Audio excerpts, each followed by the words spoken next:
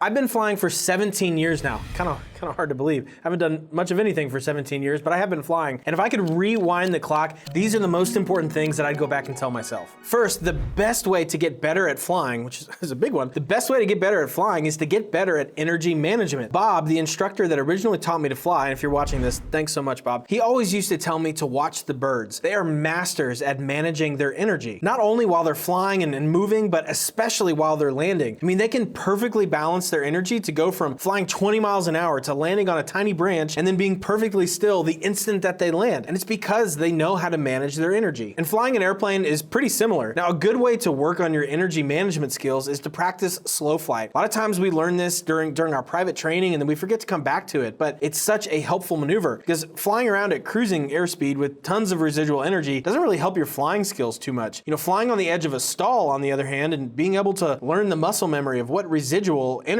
or lack thereof feels like, this is a monumental skill to learn as an aviator. You can then take your slow flight skills and then apply them during landing and then get even better. And a lot of people just land by trying to stall the airplane a few feet above the ground and kind of let the airplane just resolve itself onto the runway. And that's not necessarily a bad way to do it, but if you think about it, you're kind of a passenger here instead of the pilot. But if you're focusing on energy management, you can instead try to intentionally put the plane on the ground where you want and how you want. And so the way this works is if you have too much energy, if you mismanage your energy, you're just gonna float down the runway and you'll miss your mark. But if you have too little energy, you won't have enough energy to arrest the sink rate and you'll either land early or bounce unless you add extra power. So this really forces you to learn to manage your energy. And the STOL guys, the short takeoff and landing, these guys do this exceptionally well. Flying slow and remaining in control just really helps you get really good at energy management. The next thing I would tell myself is that, air traffic control can be a stumbling block for a lot of people. It certainly was for me. There's a lot to learn. It can be overwhelming. It's intimidating. There's a lot of things going on. But really, all the advice, I've done a lot of videos here on the channel about this,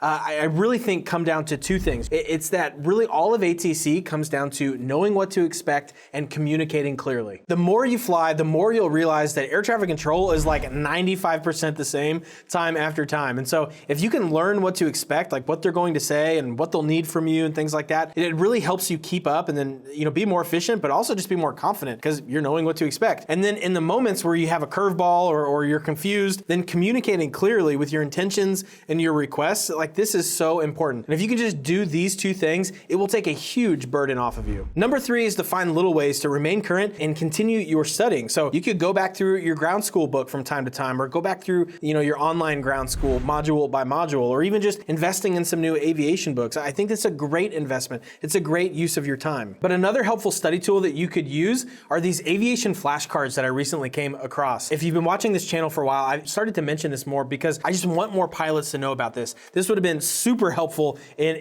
back in my private days and my instrument days. And when I go get my commercial and work on my CFI, totally going to use these. Like they're just such a helpful study tool because what I love about them is there's a lot of information. Like when you get it in the mail, it's a thick stack of cards for sure, but they're very, very digestible. So, if you're just going to go back and read through all of your ground school again, it's a lot to read because they're giving you so much context for every single principle and thing that they're teaching.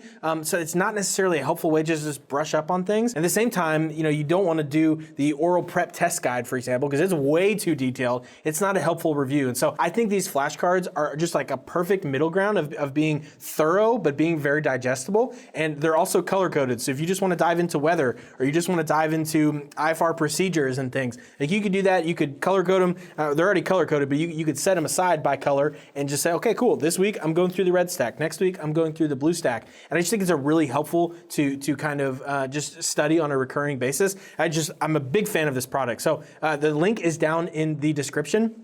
This would be worth like pausing this video, going and purchasing some, and then coming back and finishing this video. I'm just a huge fan. I own them. I really like them. I'll stop talking about it, but I really believe in this product. If I could go back in time, I'd also like to warn myself that safety slips in small stages. I commonly read accident reports, and I always think that, the big stuff won't ever happen to me. Things like flying into the mountains at night in IFR conditions, and the airplane is loaded over gross weight. Like these big things. Like surely I wouldn't stack that many risk factors on top of each other and make a really bad decision. But But the one time that I truly scared myself in an airplane was in the mountains when I made a series of small but compounding errors that really eventually got me in a situation where I was overcommitted to an approach. I was really going too fast, I was too high, and I hate to say it, but I was really afraid for a moment there. I was afraid that I wouldn't be able to go around and that I also wouldn't be able to stop on the runway. So I felt like a passenger in my own plane. I did a whole nother video talking about that experience, but I was scared. And so looking back, it wasn't one decision that was my downfall in that scenario. It was the decision to keep pressing on as the situation progressively worsened. So yes, be on the lookout for those big ticket items, things that you want to avoid, but be even more vigilant about the small compounding errors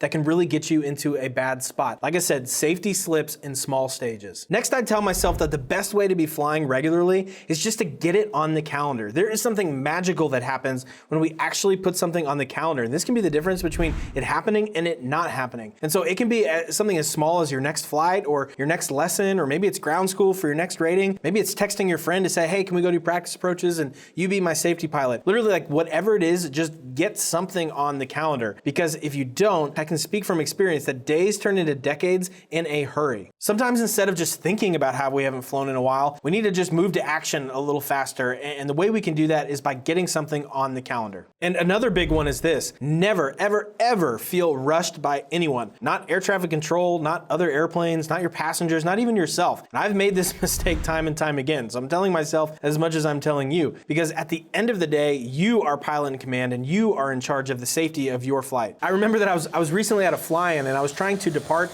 We're on this little grass strip and planes were doing low flybys and landing and depart. Like it was kind of crazy.